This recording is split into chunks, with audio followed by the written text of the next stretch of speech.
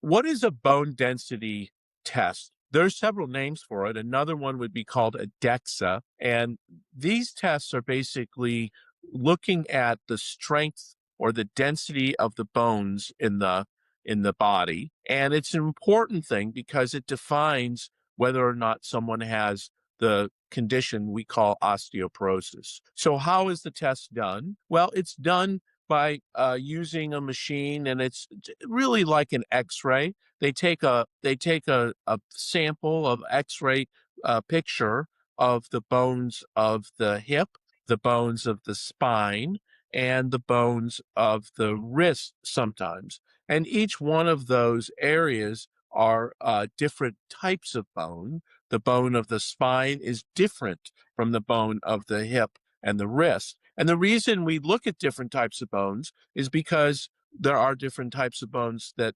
fracture when certain conditions occur.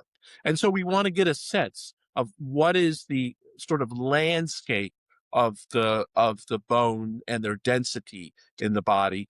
And the bones of the spine and the bones of the hip are only representative of those. So the hip bone is similar to the bone of the wrist, to the bone of the shoulder in the upper arm and shoulder area, the bones of the ankle. Those are sort of more of that type of bone. And the bone of the spine is a separate type of bone.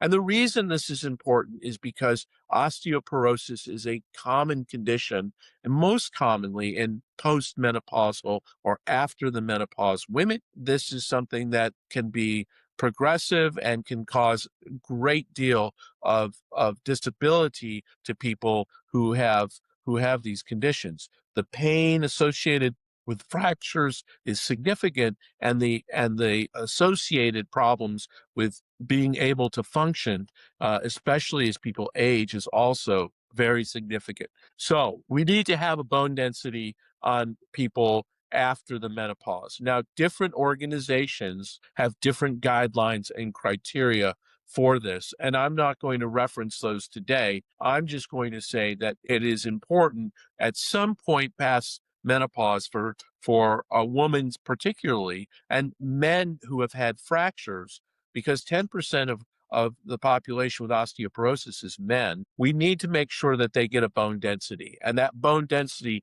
then will then be the first starting point for whether or not a patient has osteoporosis or not, and whether or not they then need a consultation by an endocrinologist, who is the common treater of people with osteoporosis. And you might ask, well, why an endocrinologist would be treating a disease of the bone? Well, the reason is because there are hormonal aspects to this particular disease. One is that estrogen is a very strong protector of bone. And if a woman goes through menopause and their estrogen levels go down, then their bone strength will go down.